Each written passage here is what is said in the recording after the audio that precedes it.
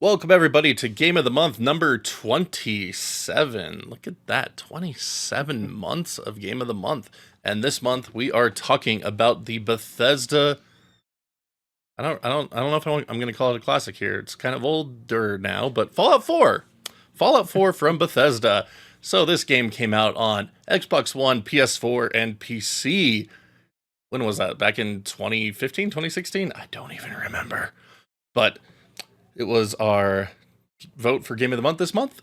And yeah, this was a rough month for me because I can't play Bethesda games without falling apart after around 6 hours, which is exactly what happened here. So, did I beat Fallout 4 for this month's discussion? Absolutely not. But joining me today is the one and only SMWiz, who has finished off Fallout 4 for us and can lay out some of the finer details to make up for my lack of knowledge, because I'm sorry, Bethesda games and me just don't mix. But what up, Wiz? 6 hours, you almost got there. I mean, I only put 131 into it, so it was pretty close. You were almost there. You should have Almost. just toughed it out a little bit longer. You would have been there, I think. Maybe just a little bit. But Would have made it past meeting the Minutemen. yeah, thanks for having me. This is interesting. I'm curious. So, like, you didn't want to try, modding or anything else to try and make the experience more pleasurable for yourself? Mods aren't my thing, man. Mods have never been my thing. Well, I've never found mods to be that enjoyable. When I've added them to games, I found them to be kind of annoying for the most part. I mean, yeah, to each their own. I know people who will put like 7,000 mods on Skyrim and it doesn't even look like Skyrim anymore. But I've never been one for mods. Ever yeah. since the old days where installing mods would sometimes make the game unplayable, you'd have to uninstall it, reinstall it, and even then your registry might be jacked and the game still won't play, so. Yeah, I'm not a mod person either, but if you're not having fun with the game, maybe that's an avenue. I Oh, mean, if we want to send people straight to the comments with angry messages in the first 3 minutes of this, I can say actually the very first game I ever tried modding was Skyrim, because I tried playing Skyrim and I didn't like it. So I thought, well, maybe I'll mod it because everyone talks about how great it is. And no matter what combination I did, I just wasn't having fun with Skyrim. no. I did not enjoy Skyrim. I did not enjoy my time with Skyrim. I've played Skyrim on a lot of different platforms. I've never finished anything but the Well, main story in Skyrim, I but was about to say that not finishing isn't a benchmark because there are people who've played that game for 1,000 hours and haven't finished. It's about I whether you were finished the having main fun. story in it, but it's unfortunately, Skyrim came out after my aversion to Bethesda was activated, because I mean, I played hundreds of hours on Morrowind, hundreds of hours in Oblivion, and hundreds of hours in Fallout 3. In But fairness, after that time, Skyrim and New Vegas, I could not do them anymore. Like, I could not do the Bethesda RPG format anymore after spending so much time in Morrowind, Oblivion, and Fallout 3. now, in fairness, though, more than half of those hundreds of hours on Morrowind were spent on loading screens, so those don't really count. I mean, that's true. It's true. If you're gonna play Morrowind these days, like playing it on Xbox One or Series X and S through back compat, gets rid of the load screens. It's really nice. Then, of course, PC version lets you do all the mods you want. So, if you're into the modding thing, again, I'm not really into the mods, so that's never been the biggest thing for me. Even though the game came with a freaking mod kit, which was kind of cool to mess with. Miss those days. Well, anyways, Fallout 4, huh? Yeah, how about it? So So, so I've how? Let's or say your bit, and then I'll ask my question. all right.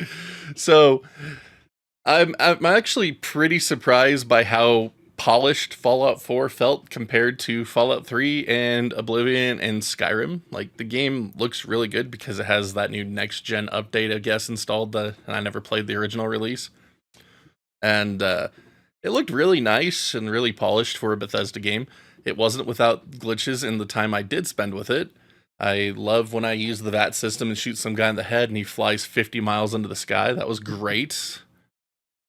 Was during the siege of that history museum when you're trying to help the Minutemen or whatever they're called. But I shoot a guy, and he just goes flying through the roof of the museum, and I'm just staring up, and I'm like, Ragdoll physics activated. "Yep, this is good. This is good." And then after you get that power armor, and you are using the chain gun, and the Deathclaw comes crawling out of the ground, I'm blasting the Deathclaw with the minigun, hit it in the foot, and it just goes like complete cartwheel into the side of a building, like 3 blocks down. I was just like, this is fantastic. It's so good. Bethesda games never change. But oh, man. like I did enjoy my time with this game. I don't want people to think I didn't enjoy the game. Like, I actually think this is a pretty cool game and could be very enjoyable if I just had the proper headspace to get into this type of game still. But unfortunately for me, I don't, because the game starts off so intense with you learning about more of the history where the world's at the time, and then the vault salesman giving you your free spot in the vault, and yes, we all know what happens to him.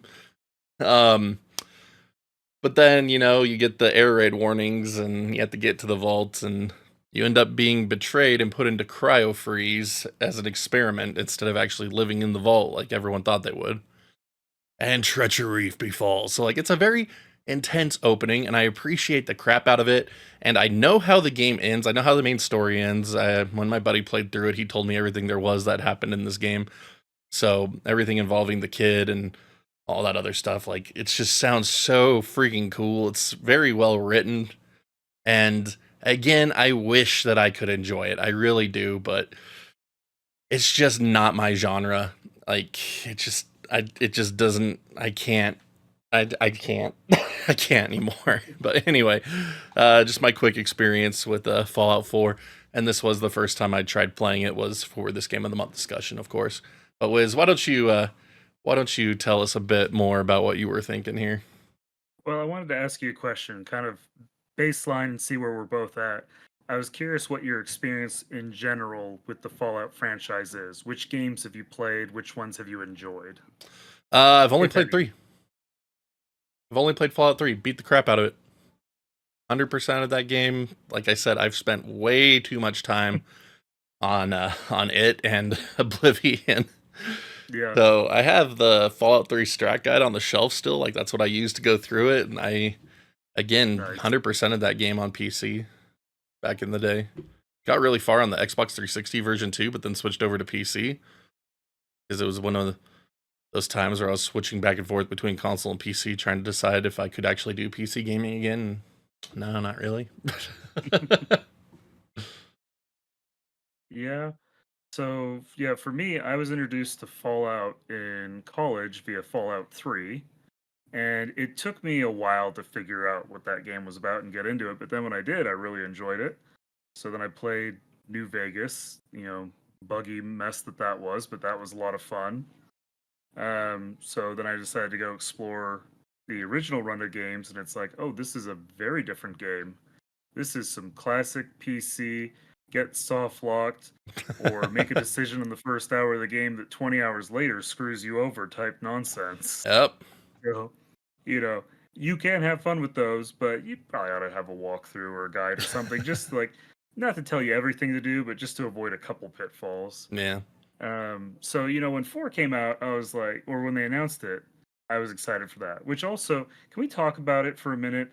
How funny and cool it was what Bethesda did with Fallout 4. Do you remember that when they announced it? I don't remember exactly. Because it was a surprise. So they showed off a trailer for Fallout 4 and everyone goes crazy. And then they're like, and it'll be out in 2 months. And you just have like this audience, this stunned silence. It's like, wait, what? They had somehow developed the game in secret, and somehow hundreds of people had kept their mouths shut so that it didn't get leaked on the internet. Oh my gosh, what a Yeah, different era. I know. So cool. I Oh mean, I guess, man. a cool team of people who were all, content to stay quiet and honor NDAs. Yeah. But I um s- sorry, go on. It came out before I went to E3 because we stuck into the Bethesda E3 conference in 2017 and went to Bethesda Land, and Yep. that was when they were doing a bunch of stuff for Wolfenstein, Prey, Quake I Champions or something. Yeah, like I know for a fact I bought this in 2017, so it would have had to have come out before that. So I'm not Yeah, sure if it was 2015 or I 2016, don't but remember when the game came out. I was it too was lazy to Google it this time. I'm sorry. I'm sorry. sometime around then. Yeah, But but it was um, really funny to me because we went to the Bethesda Land and watched the press conference, and like they had freaking crazy good food. Like they had big old slabs of chicken legs and like ribs, and like, it was a big freaking party, dude. Like I still have a shot glass of Wolfenstein up in the cabinet that they were giving out. It had ice cream in it originally. That's what was funny ooh, because they were doing the ice nice. cream thing and that. And it had In-N-Out fries and another like Wolfenstein little uh, paper bag that I held onto for a few years before it finally got destroyed. Um, but I remember people being like, "That was the worst Bethesda press conference ever," and I was just like, "What are y'all talking about? That was great." And I was like, "Oh wait, yeah, y'all didn't get to experience the carnival." Yeah, of course that press conference sucked. But anyway, back to Fallout 4. Yeah. So So you've had the game for a while. Did you start playing it back when it first released, or when you first picked it up? so I got the PlayStation 4 version. You can see that lovely blue logo there. Blue. Which I got because I wanted this Pit Boy. Pip Boy. I wanted the Pip Boy, and so I got it. And I tried playing it on the PlayStation 4, and I did not get very far into it. It Mm, sounds like I got about as far as you did. I met the Minutemen. I had that first encounter. I got the power armor, and then I pretty much tapped out of the game. And that was 2017. I came back to it earlier this year after watching the Fallout show. I was probably about 2 episodes deep in the Fallout show when I told my wife I'm making a really bad choice, and she's like, "What's that?" And I was like, "I think I'm gonna go back and play Fallout 4." I didn't like it, but this show's making me feel a Fallout mood, and so I'm gonna go try it. And if it pisses me off, then I will go jump back to Fallout 3 and have fun, you know. yeah, yeah. But I did it different this time, and I got I got through it. Like that's the thing is the systems and the economy in this game are very different than Fallout 3 and New Vegas. Yeah. And that's where I think I was struggling was I was fighting against what the developers wanted me to do. I was Mm, fighting against their vision. yeah. And, once I sucked it up and decided to play by their rules, then the game got better. That's good. This So, game introduced the like city building type mechanic to it, didn't it? Where you can and build that's your what it was. outpost. My first playthrough, I said, screw this. I'm not doing any city planning or city building. I'm not about that life. Makes the game crazy hard. Because the thing is, like, when you play Fallout 3 or New Vegas, those are actually games of economy. Like, he who can, scrounge and scrap and collect caps the best wins. And this game, if you don't build settlements and you don't build stores in those settlements, then you have no economy. You have no building or buying or trading power, and you are just hosed. Right. And I think that's where another big disconnect for me comes into play with the modern Bethesda title, because I don't want to do that. The time it Yeah. takes to get that to where you need it to be is not time I want to spend. And so it's the same thing that happened in Starfield. They give you the ability to build those outposts, and it's like, I don't want to do this. Like, this is trash. Like, it's not fun for me. And it becoming such a core mechanic for modern Bethesda games is just another nail in the coffin for my chances of making it successfully through these games. And I think that's why Fallout 3 worked for me over Fallout 4. It's like, yeah, if I find something cool, I'm set. If I don't find something cool, okay, it's a little harder, but I'll still get through it. I'm not shoehorned into something. And I don't know. But the nice thing about the core mechanics, at least, like the shooting mechanics in Fallout 4, are just so much better than what they were in Fallout 3. Like, I felt like there was numerous times in Fallout 3 where I'd be landing headshots, just like, nah, you're not. Nah, you're not hitting them at all. You're watching that bullet go right through them. Nah, I didn't touch them. Nah, you're crazy, dude. You didn't touch them. You didn't use VATS. You didn't touch them. Whereas in Fallout 4, like, I know I didn't spend a lot of time with it, but I spent a lot of time just wandering around shooting things. And it's like, yeah, when I'm hitting headshots, they're counting as headshots. Like, I'm not forced to use VATS. It's registering where I'm actually hitting them. It's really nice. I felt like the sneaking was a lot better compared to other Bethesda titles, which was good. And so, again, I should enjoy this game. I really should. But I just can't. But the mechanics are sound. Like, I was having a good time with it. I just can't get myself to play it again. Like, that's the whole problem. It's like, I didn't not enjoy myself I enjoyed myself as I played it, but it's like Last of Us Part 1. As soon as I put it down for the day, I never wanted to touch it again. I had no reason to ever pick it back up. It's like, I don't need to finish this. I've seen what I need to see. I'm good. I'm done. See, I think part of what kept me in it was um I decided to play along with the story a little bit more too. Mhm. And you've seen me play games, and this is for anyone who's, your community doesn't know my adage of if it moves it dies. And so, like playing Mega Man or something, if something spawns on my screen it must be destroyed.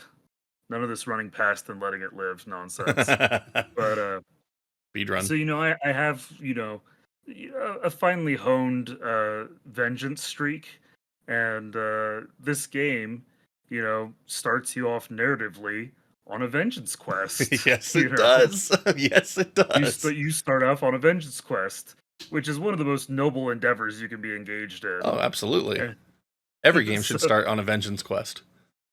so I think I stayed in it part because there were some people who needed payback, and I was going to see justice delivered. Yeah, I feel that. Like, again, the opening is very intense in that regard. And I don't really want to spoil it for people who haven't played the game. I know the game's been out for almost 10 years, but it is very intense. It's like, oh my gosh. There is so the game is told in 3 acts, and there is a twist at the end of Act 2, and I did call it, but not everyone will, and there's no judgment for that. I never But it end was up funny calling because most things.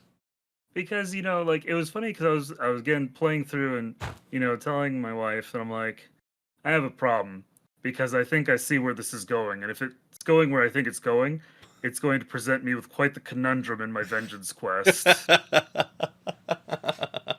It's like I'm gonna have to like legitimately sit down and think about, because I don't do role play really, but I'm like, I've gotten into this and now I'm like, what does my character do in this scenario?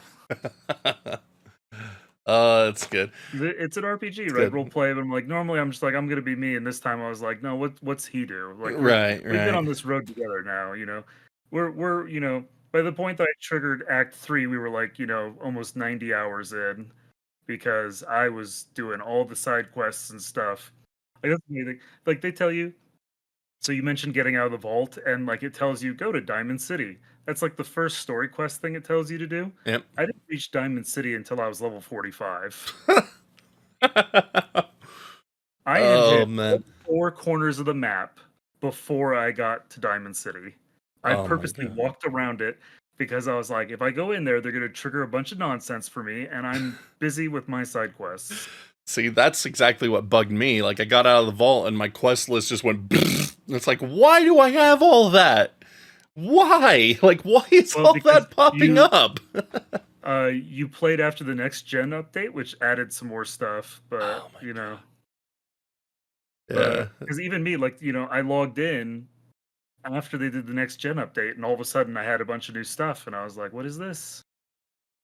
But which is nice of them, I guess, to go back and add some things in 10 years later. But yeah, But Again, it was still, just distracting from what I was trying to do. yeah, But for a new player trying to play that game, it's like all of a sudden my quest log has 60 overwhelming. quests, and it's like I already don't want to do this now Mm.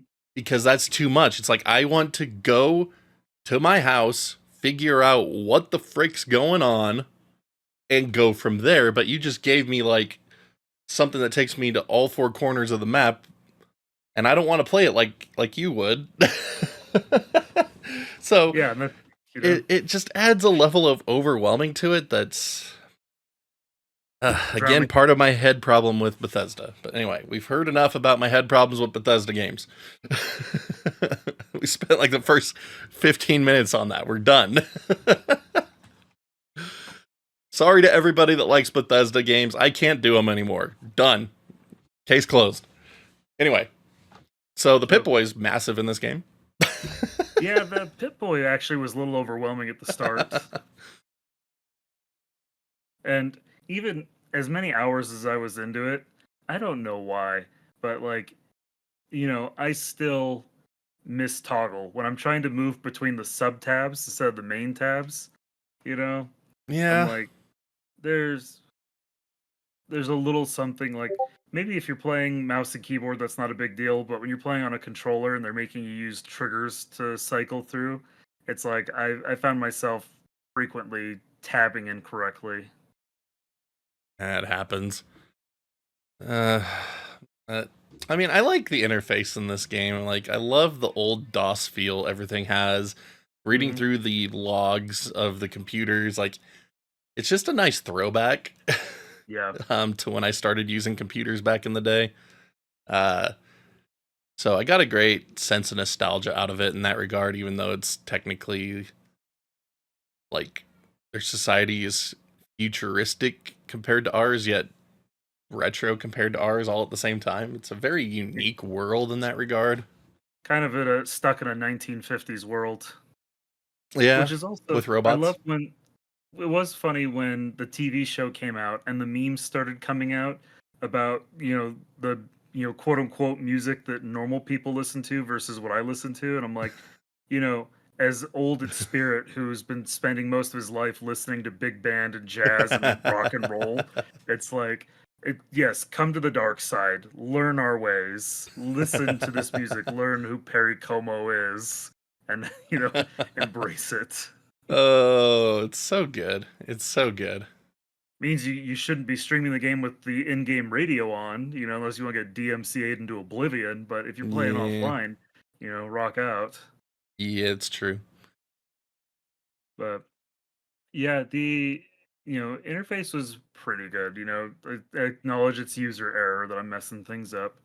Um, I thought what was really interesting was how they completely overhauled the leveling and skill system in this game. Yeah, You yeah. know, which I wish they would have explained that better at the start because my very first level up, I wasted a point putting it into an item I didn't want at level 1 because I thought it was a skill tree Mm, that you needed to meet previous requirements for to advance into yeah, because yeah. the illustration would make it seem that way. Right. But no, it's like once you figure out, oh no, like if I've got 8 points in strength, I can go put a skill on level 8 in the tree. I don't have to go 1 through 7 first. Yeah. Which also was really interesting in that it kind of made leveling a little more difficult too, trying to plan ahead what you Mm, wanted to do, right? yeah. It's a good problem to have, right? An abundance of choices. Yeah. Yeah. I mean, it's usually a better problem to have than lack of choices, but Mhm. I don't think it was super overwhelming in regards No, to it this time. So I think it hit that like just right amount. I mean, again, I didn't even make it that far, so I mean, I can't even talk about pre-planning further down the skill tree. But it, like just from the beginning, it's like okay, yeah, okay. Um, it wasn't the most understandable at first, like you said, but it's definitely a lot better than what they had with Skyrim, in my opinion. I did not care yeah. for Skyrim's level up system a whole lot. I don't even remember Fallout 3's at this point. I haven't played that game in over like it's been almost 20 years since I played that game. So when you level up in Fallout 3, you get a couple points to dispense, Yeah, and every 2 levels you get a perk. And that's since the right. base game of Fallout 3 had a level cap of 20, it meant you got 10 perks in total throughout the game. That's So you right. had to be really, really careful what perks you chose. Yep. Whereas Fallout 4, the level cap is something silly like 255 or something like that. You can max out the skill tree long before that. Yeah, Um, and you get I think perks. that's It's better. interesting, like a lot of perks are tied actually to like in-game achievements almost, like completing stories or hitting friendship levels with certain companions, Yeah. get you perks. Um, Yep. but it was interesting too, because the other thing is that when you get these skills in Fallout 4, you can also level them multiple times, Mm. which is where kind of the pre-planning comes in play. Like I love picking locks and I love hacking computers. Both of those have 4 levels. And I think the 4th level on both of those, you had to be, I can't remember if it was level 39 or level 41, something of that nature. And so you're like, well, if I want to unlock both of these as soon as possible, it means that my previous level up, I have to not spend my point. I have to just let it ride Mm. so that when I hit this level, I can simultaneously unlock both. Grab them both. Yep. Makes sense. So, Yeah, I was doing a strength build. I wanted to be able to just beat the crap out of everybody without having to worry about it. I mean, I was playing through it on very easy as well. Like I just yeah. wanted to try to blow through as much as possible as quick as I could. And so Yeah. I very was easy. I was initially doing long guns and pistols until I found out that this game had Tommy guns, and I was like, okay, we're going all in on automatics. Oh yeah.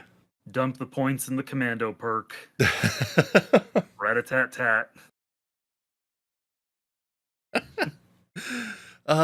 So there's a good number of weapon classes in this game from what I Yep. could tell. I mean, again, obviously I've barely scratched the surface, but there was a good amount. We had melee weapons, uh projectiles, lasers, like there's a lot.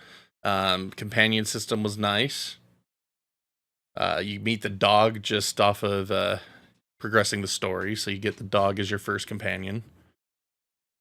And I believe you change its breed as you go through the game, or is it always just the same dog? I feel like I've seen pictures of people having different dogs. I don't know if that's part of the game or a mod. Yeah, I don't know. I parted ways with the dog pretty early on. Just let him live in sanctuary.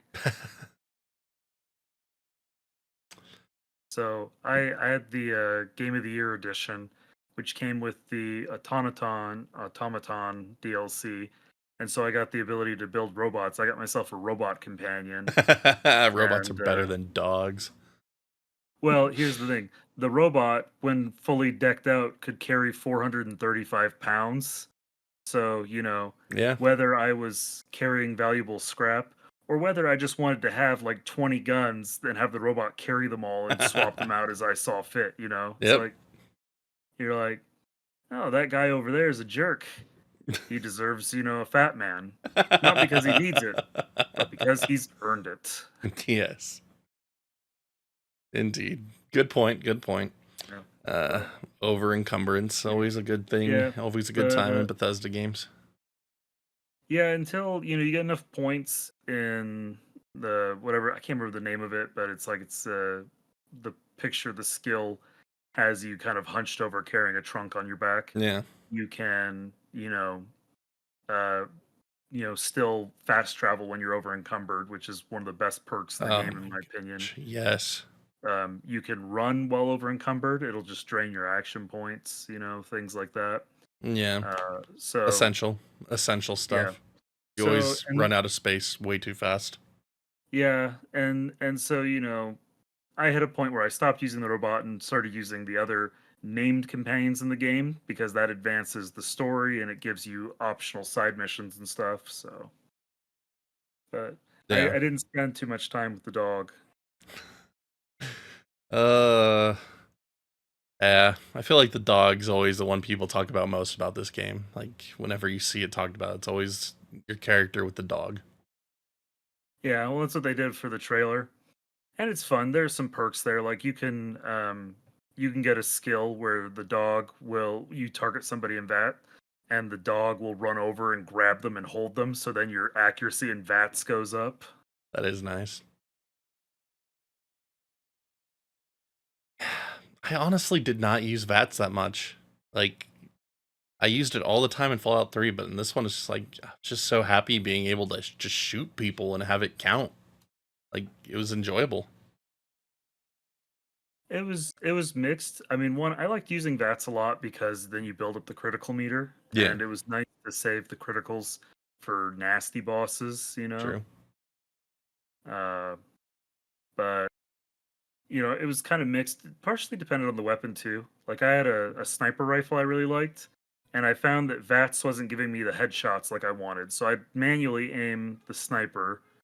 Um, but like close quarters combat, especially with things that are like leaping around crazy, like you know, ghoul hordes or whatever. Bats and shotgun, and just let the game take care of it. Yeah. Ghouls remain as creepy as ever. It was, it's like you met plenty of sentient ghouls in Fallout 3, but I feel like the couple I met in Fallout 4 seemed a lot more, have more depth to them, I guess I should say. So that was a pretty cool aspect of it. Because it's unfortunate fate for anyone that didn't make it inside the vaults, and for the ones that don't become brainless monsters. Like, what a life at that point. Like, I'm glad they were given more depth. Yeah, I was like, we should talk about that too. So, like the lore in the Fallout world. You alluded to it a bit earlier. I love you touched on, you got in this vault and you're betrayed. They put you in the, you know, cryo chamber as an experiment. Yep. And it's like, that's one of the fun things is like hacking the computers just to read what people wrote and what they stored.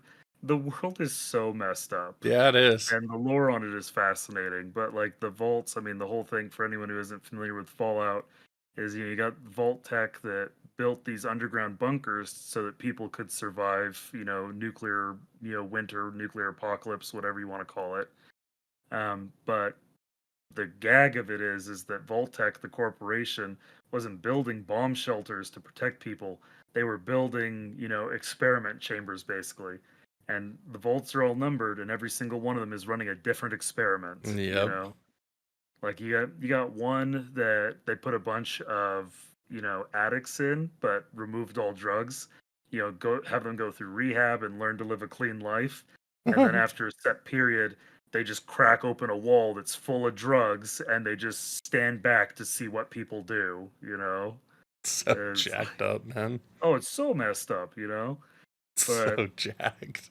others where like they mess with oxygen levels, pump in different types of gases, like gene splicing, all sorts of just gnarly stuff. Like it is just amoral nonsense. Yeah. That's why it's Uh, so interesting how the vault in Fallout 3 actually ends up being like a fairly normal affair for most of your character growing up, because your character that you play as starts as a little kid, yeah. and it's like crap doesn't go wrong until they're like 20. So it's like, how did this vault end up being like kind of normal for a while when all this crap is happening in all these other vaults?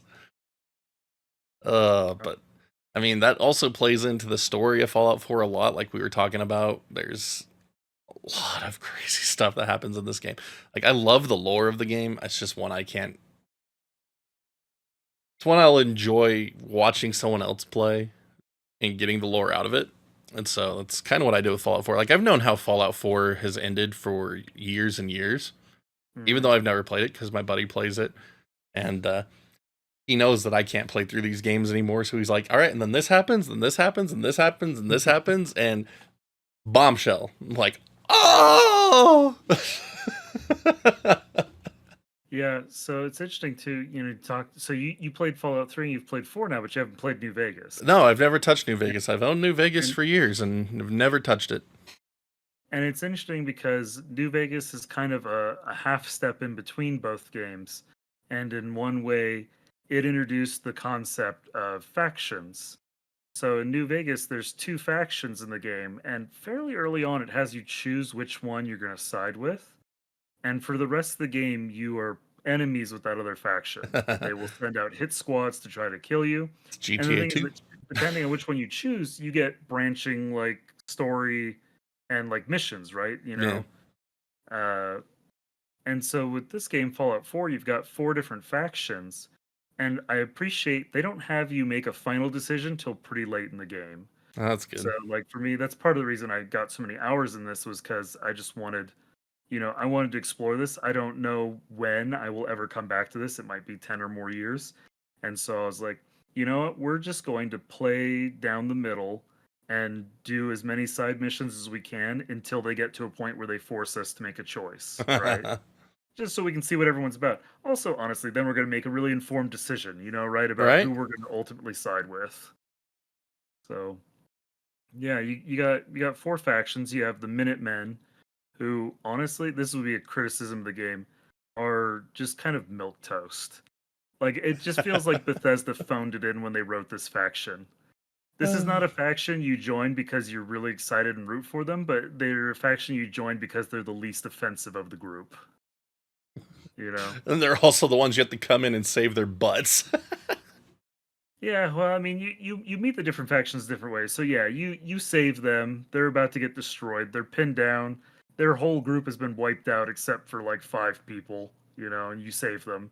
And then they ask you to join them and stuff. Yep. And if you hang out with them, you can eventually rise to the ranks and become their leader. You can be the leader of the Minutemen. Yep. Yep. Um, and they focus a lot on setting up colonies and bases. And it's like they don't have a bad motivation, right? They want to resettle the Commonwealth and kick out raiders and mutants and make it a safe place for people to just live a peaceful life.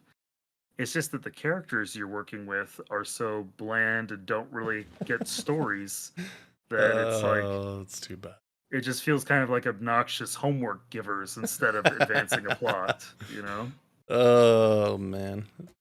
Then you got the Railroad, who, man, if that is not just a super annoying quest to find them, like you have to decipher some puzzles and stuff and run all over the place to find their secret hideout. Ugh.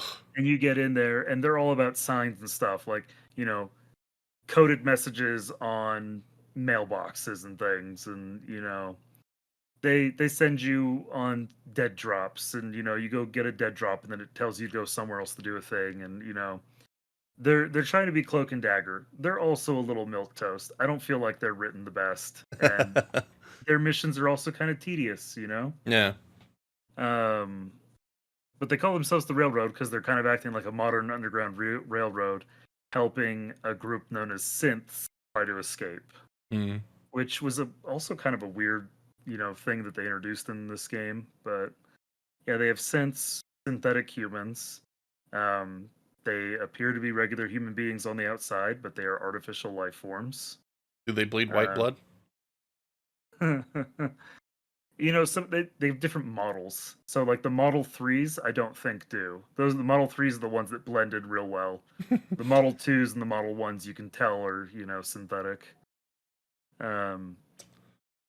But yeah, the synths are created by the Institute, who's, the fourth faction, the one you meet kind of last in the game. Shadowy underground boogeyman who gets blamed for everything wrong in the Commonwealth. Anyone goes disappear, gets missing or whatever, Institute got him.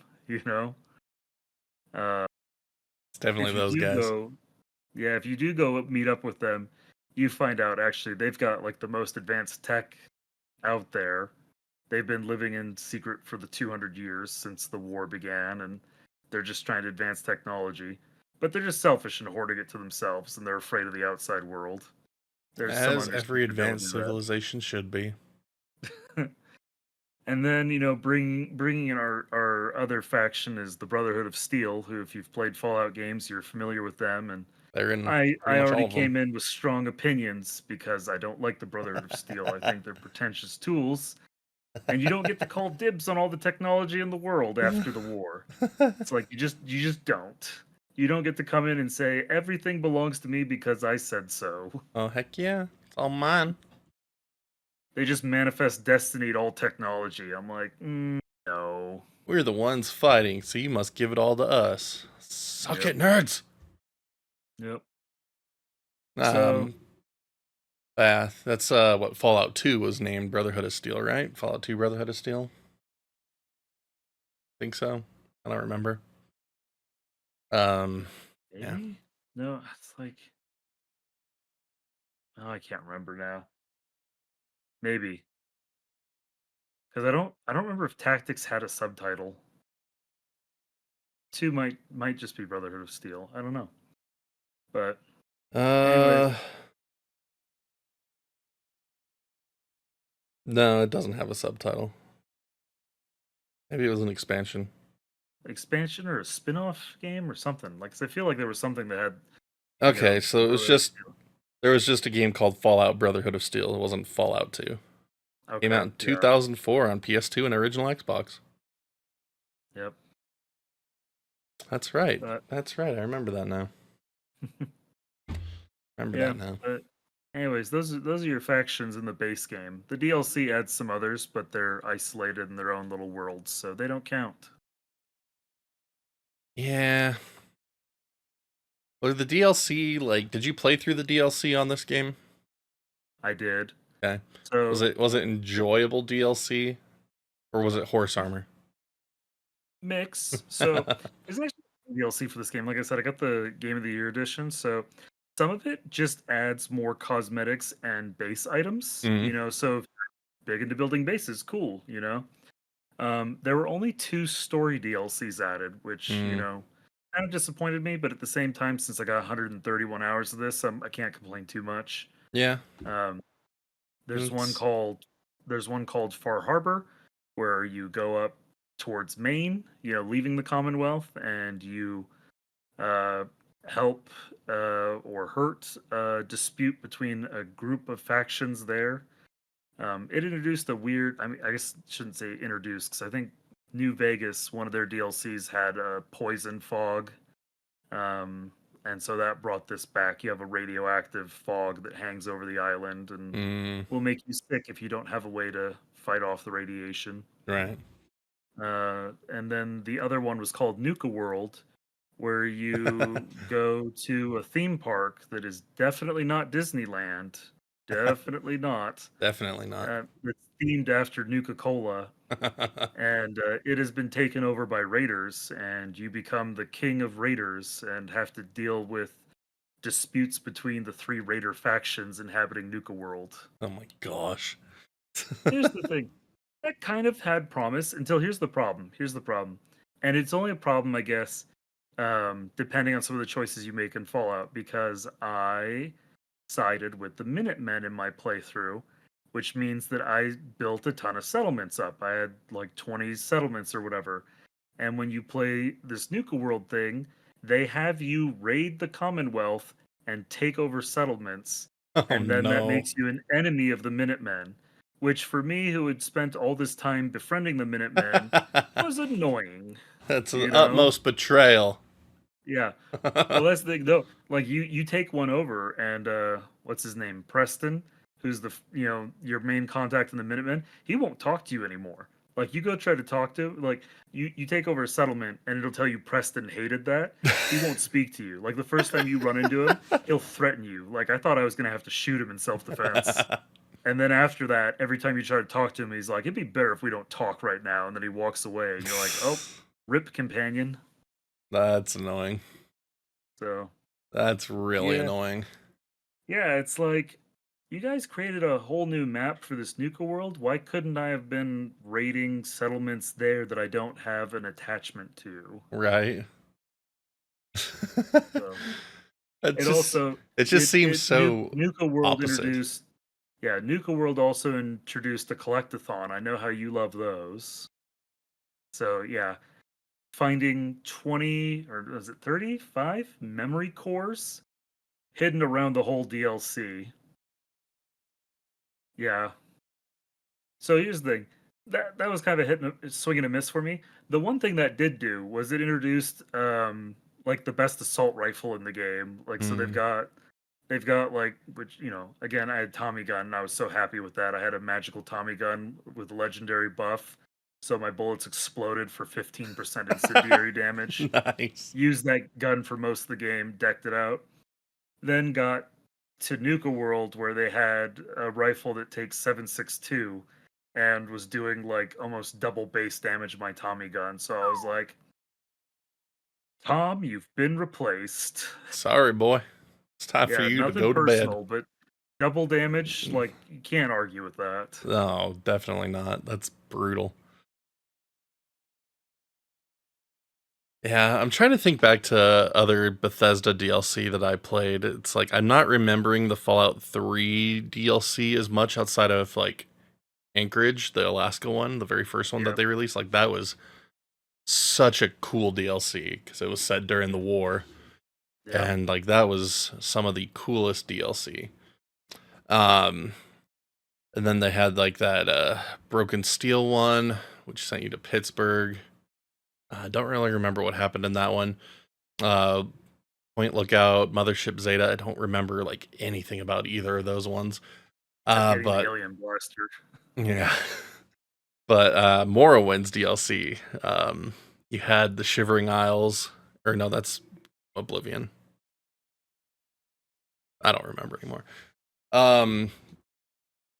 But like the Morrowind DLC added in like werewolves, which was pretty cool. And then you also went to the capital, which was, I thought the DLCs in those games were pretty cool. And that was back when they were expansions, like full on expansions. Yeah. So they really added a lot to those games and gave me a ton more time to play with it. And so only having 2 story DLCs for Fallout 4 doesn't seem like too bad of a addition in my book, because that's kind of what they did with past games. As long as the content is there to justify the price, I guess. Because I don't know how much they charged for these DLCs when they released, but like all the Fallout 3 ones are like $10, and they gave enough gameplay that I was like, I'm happy with that $10. I think the Anchorage one took me like 2 to 4 hours to finish. And again, I really enjoyed it. So, I don't know, like modern gaming with its expansions and DLC practices, it's like it can either be really good or really bad. And unfortunately, it seems like things have been really bad more often than not these days. So I played through this game on Game Pass. I don't think it included the DLC. Not that it would have mattered for me anyway, since I never made it that far. But I would love to hear from anyone that has played through this game, whether they felt the DLC was worth the price they paid for it in the comments. So if you played through it, just let me know your thoughts on Fallout 4's DLC practices, and love to hear it.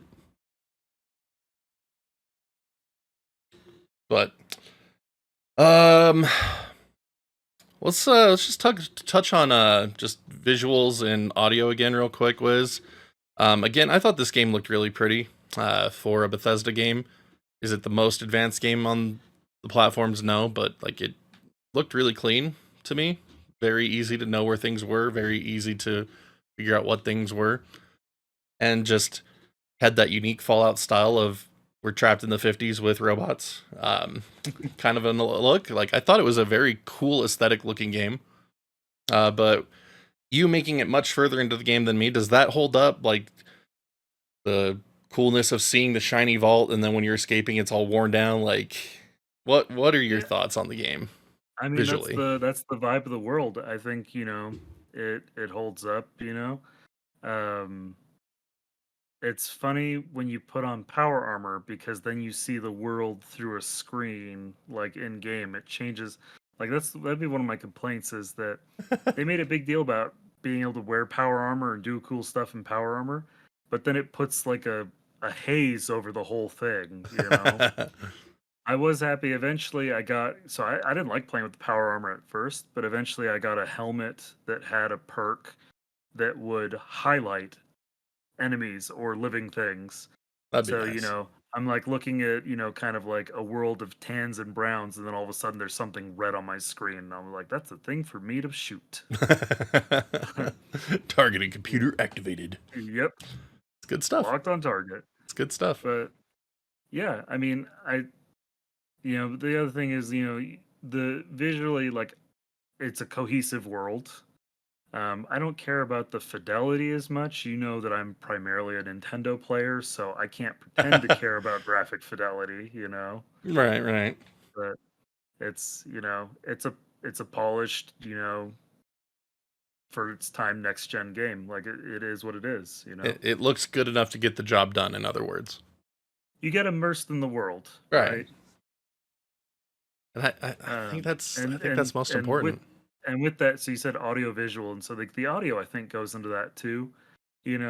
Like there's just something about like walking through the wasteland and hearing something snarl or make a noise and just freezing because you don't see it. It's like, have you ever been hiking and then heard a rattlesnake rattle and you just freeze because you're trying to discern where it's coming from? You Right. get a kind of similar thing, play, and you're like, what is that and where is it coming from? Or Definitely. just putting on your radio and vibing to classic music as you wander through the wasteland. It's fun. Yeah, the music selection again just really sets the tone and the ambiance again. Yeah, you pretty much nailed it right on how I was feeling about it. It's like it fits the world as it's presented, and like I really have no complaints in regards to how either is set up and designed. Except for my own complaint of get over yourself and just play through more of it. I mean, I get it. It's not going to be for everyone. Like I said, I jumped into this the first time thinking it was going to be more of my first person lone wolf adventure like you do in the other ones. And this one has a really, really heavy focus on the base building, which I wanted no part of. And that's why my first playthrough was so rough, was because I didn't do it. Yep. And so I was constantly like running out of healing items or running out of ammo because I had no one to trade with. There are 4 or 5 wandering traders in the game, but there's no way to tag them on your map. You'd never know where they are unless you've looked up a guide and you can be like, oh, at this time of day, they're at this location. Right. Which is not immersive, right? Like, it's supposed to be a role-playing game. So like the game really, really wants you to, work on those settlements and stuff and, kind of build up civilization a bit. So, like, if you can stand that, if you can tolerate that enough, then it opens up the rest of kind of classic, and I say classic, but since Fallout 3, modern Fallout gameplay. Right. Do you find more vaults in this game? Like, do you come across more vaults in 4? You can find other vaults. Okay. There are some. I don't remember how many there are, but you do come across other vaults. Yeah, I remember that in 3 being like, oh man, let's see what happened. Oh gosh, this vault is all zombies. Actually, it's funny. One of the vaults you can actually set up as a base. So you can start rebuilding the vault. Oh, that's cool. And you get to do experiments in it. You're the overseer who does questionable experiments on your citizenry that you tricked into the vault. Those vaults, man, they're just bad juju, man. Yep. All right, Wiz. So, my final thoughts on Fallout 4. I think it's a game that I would actually really enjoy if I could actually get myself to play it. I think that it could be enjoyable for other people who just want to be able to spend a lot of time with a single title and like just get the most out of it. I think that's one thing Bethesda games have always done right, is if you want to sink hundreds of hours into it and just explore every nook and cranny and figure out everything there is about the worlds, there's just a lot there to do. Lots of subquests or side quests, lots of faction quests, lots of main quest stuff. But again, it's also the exact reason why I can't get into it myself. But if you're not like me and you can find enjoyment in that, like this game will always have that in spades. If you have somehow not played it yet, and a long RPG shooter RPG could be right up your alley then. But if you find RPGs a little tedious, definitely won't be for you. But Wiz, why don't you leave us some of your final thoughts on the game? I mean, I peeked out my knowledge base on this game in the first 5 minutes. Yeah, it's fun because like so much of this, like I said, is narrative based, and I don't want to ruin the story for anyone. I do feel compelled to tell. Like I said, I sided with the Minutemen of the 4 faction. Um, I have bias against the Brotherhood of Steel from other games, and they did nothing to abuse me of those in this game. I gave them a chance. Like I said, I played through. I did middle of the road. Didn't swear alliance to anybody until you hit it. There's a certain point in the game where it will force you to make a choice, Right. and I played to that point before I made my choice. So I spent time with them all, and no, I didn't side with Brotherhood of Steel. Didn't side with the Railroad. And the institute director got the business end of my shotgun. So, Boilerino. Anyone who's played through the story, you can judge me what you think of that in the comments. I'll defend it. It's fine, But, I was on a vengeance quest, and I was going to see it to the end.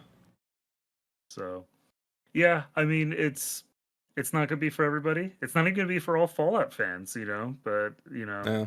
not every Fallout game is, right? Because you Yeah. have, a divide where some people played Fallout 1 and some people started at Fallout 3. And the So people that's who just say that Fallout 3 still hasn't come out yet. Yep. So, if you like Bethesda games, give it a try. It goes on sale a lot. That's one of the other things, though, is like even though, yeah, it's been out anywhere from 7 to 10 years, whatever this game came out. It goes on sale a lot, like the Game of the Year edition, even. Yeah, it was Like, on you can sale get for $13 right now. Yeah, Game of the Year edition will go on sale for 13 all the time. I see the base game on sale for, like 5 or 10 all the time. So, And if you it's have Game Pass on that. it's a small point of entry, or a cheap point of entry if you want to try it out and see what you think of it. Yeah. All right. So, thank you all for joining us for this month's Game of the Month discussion on Fallout 4. I knew this was going to be a rough one for me, so thank you, Wiz, for providing so much good commentary on the game for us. If you would like to join in on the discussion of Fallout 4, please comment below. Would love to hear your thoughts on the game, and you can let me know how much you hate that I didn't actually spend much time with this game. I'm okay with that. I deserve it. But join the Discord and also comment further on games there, as well as add in requests for what you'd like to see discussed, or even join us after we get to know you a little bit. This is an open podcast format for all channel regulars, so feel free to join in each and every month. But until next time, everybody, thank you so much for joining us. Wiz, thank you again for coming on. Really appreciate it. And we'll see you all back next time. Yep. Thanks for having me.